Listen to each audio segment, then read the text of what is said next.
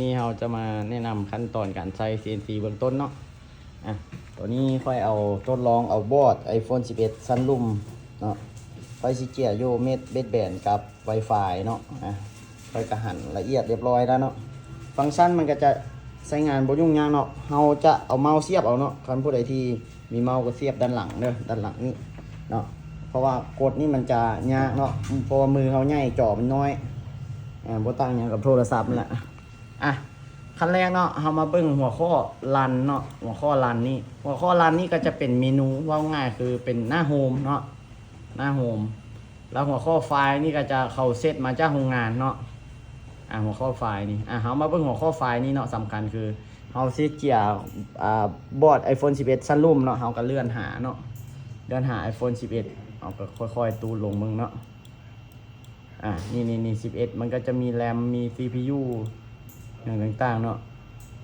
เอาจะเลื่อนไว้เนาะ11เบสแบนคลีนเนาะBB คลีนเนาะเอาก็คลิกใส่ BB เอาคลิกใส่ BB นี่เอาคลิกใส่ BB เลยโอเคอันนี้มันกำลังเซตระบบมันเนาะโอเค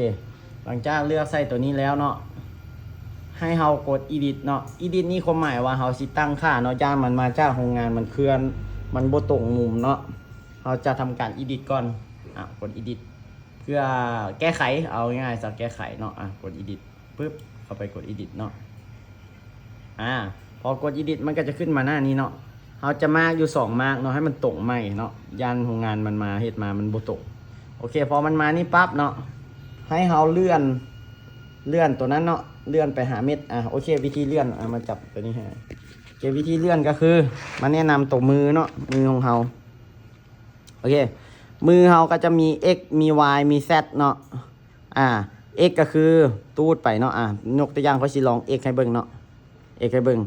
แล้วอันนี้ความไวได้ความไวในการเลือกเนาะ x 10นี่ก็คือเบิ่งเด้อค่อยก็จะหมุนให้เบิ่งหมุนซ้ายหมุนขวาเด้อเห็นเด้อโอเคอันนี้ถ้าเป็น x ร้อยมันก็จะไวขึ้นเนาะนี่มันก็จะไวขึ้นประมาณนี้เนาะก็จะเลื่อนมาหาเบสแบนนั่นแหละเนาะมาหาเบสแบนเด้อเลื่อนมาเนาะค่อยสิมากอยู่ด้านแจ่ด้านซ้าย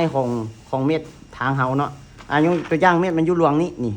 เฮาสิมากมองนี้กับมองถึงนี้เนาะมามองนี้กับมองถึงให้มันอยู่ในมุมที่เราต้องการเนาะอย่าให้มันก่ายไปอันนี้คือกันอย่าให้มันก่ายไปเนาะโอเคมาทีนี้พอจะมากตัวนี้เนาะเห็นป่ะมากมุมนี้ได้พอจะมากมุมนี้ก้อนนี่เห็นป่ะโอเคพอจะมากมุมนี้พอก็จะเลื่อนมาเนาะเลื่อนมาแล้วเลือก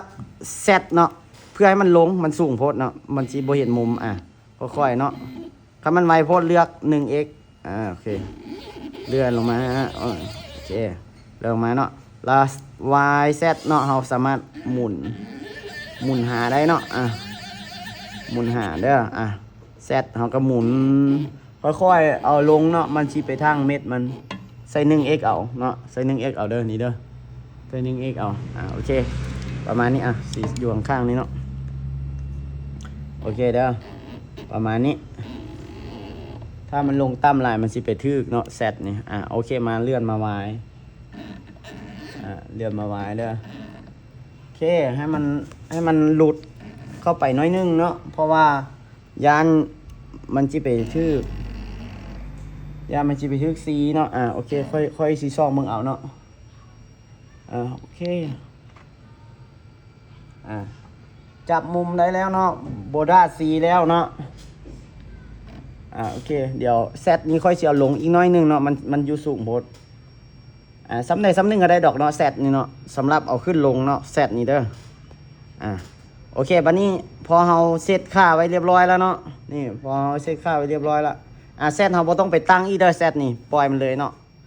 ตัวอื่นเราสามารถย้ายได้เนาะ x y เนาะย้ายได้โอเคบัดทีนี้เราสิกดเซฟเนาะกดเซฟนี่เลยโอเคเซฟเนาะเซฟด้านซ้ายแล้วเด้อเซฟด้านซ้ายละบัดทีนี้เราสิไปด้านนั้นบัดนี้เราสิเลือกใส่ y กับ x เนาะโอเค y กับ x x เลื่อนไปก็ง่ายๆเนาะก็หมุนให้มันไปอยู่ในระดับมัน อยู่ในระดับที่เราต้องการมากมันโอเคเนาะ x กับ y ได้ให้ชื่อไว้โอเคมันก็ชี้โดดในนิดนึงเนาะคลิปเชฟตอนทำยิดเนาะโอเคหลังจากที่เอามากมันตรงแล้วเนาะเจ๊มากเนี่ยแล้วกดนี้เนาะกดนี้ปั๊บเห็นปะหรือว่าใส่เมาส์ก็ได้เนาะกดนี้เนาะโอเคหลังจากนั้นแล้วเรากดเซฟเนาะกดโอเคเห็นปะมันก็จะถือมาเซฟไว้นี่มื้อหน้ามาเราก็บ่ต้องไปตั้งค่าเลยเนาะมันมีให้อยู่ในนี่แหละเนาะโอเคพอมันมีให้อยู่ในนี่เราก็บ่ต้องไปตั้งค่ามันละเนาะเลื่อนมาหา11 BB Clean แล้วก็กดออโต้รันเลยเนาะกดออโต้รันเลยปั๊บเดี๋ยวแป๊บนึงเนาะกดออโต้รันปั๊บไปวะนี่โอเลือกกันบอกว่าเดี๋ยวแป๊บนึงเนาะมันค้าง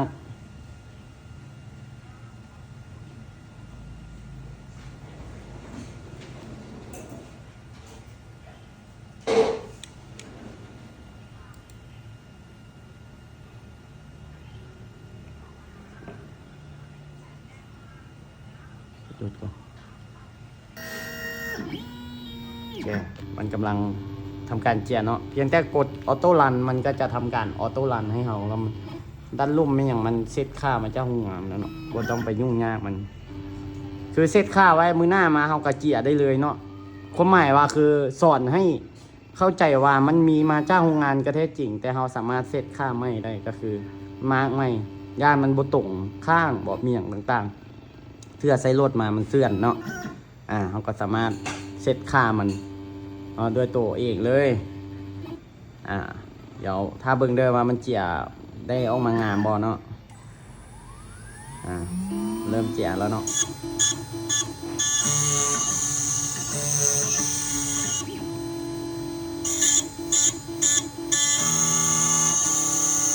ทำการเจียให้เนาะ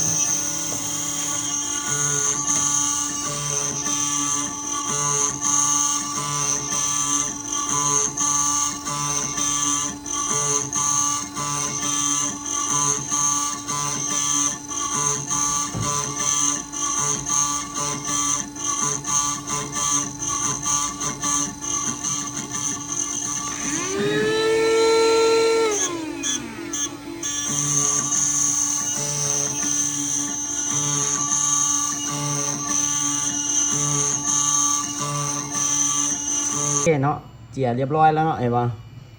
ถ้ามันครอบมันบ่ลงเนาะหรือว่ามุมมันบ่ลงข้างใดข้างหนึงเนาะขึ้นกับบอร์ดเฮาเนาะว่าเฮาเอามา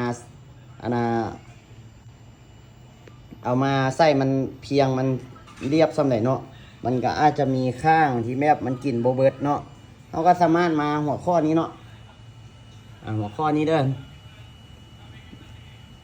นี่เนาะนี่หัวข้อนี้เลยเนาะพอกดมาหน้านี้นะเดี๋ยว sorry มาหัวข้อที่ setup เนาะมาหัวข้อ setup เด้อมาหัวข้อ setup นี่มันก็จะมีเห็นบ่อันนี้คือมุม IC ถ้ามุมซ้ายขวานี่บ่งามเราก็สามารถเลือกเอาเดี๋ยวนี้อันนี้คือมุมแจนี้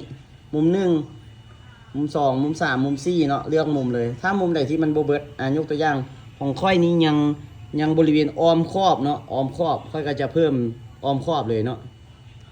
ค่อยสิเพิ่มเอาเมาส์0.1 0.2เนาะเพิ่มทีละน้อยเด้อ0.2ก็ได้0.2เท่ากันเลยเนาะ0.2หรือว่าสีใส่คาดเคลื่อนก็บ่เป็นหยังเนาะ0.2อาจจะมุมนี้หน้ากว่าเนาะก็ใส่ 0.3 ก็ได้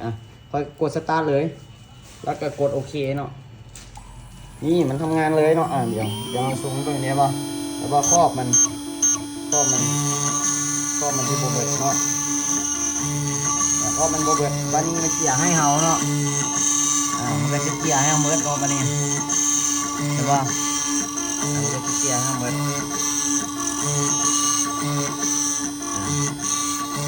อันนี้หรือว่าสปีดมันซ่าเนาะเฮาก็สามารถมาเพิ่มสปีดอยู่มองนี้เนาะนี่มันก็ไวให้เฮาเนาะสปีดเฮาสามารถเพิ่มได้เนาะอันนี้คือเบื้องต้นในการเจียเม็ดไอซีเนาะกับโบมีอย่างยุ่งยากเนาะถ้า ในส่วนเจียวเม็ดเดียวค่อยเสียคลิปหนึ่งต่างหากเนาะให้เบิ่งเนาะอันนี้ก็10 นาทีป่าเข้าไปแล้วเนาะอันนี้ก็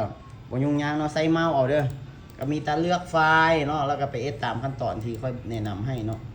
ก็บ่ได้มีหยังยุ่งยากลองเฮ็ดเบิ่ง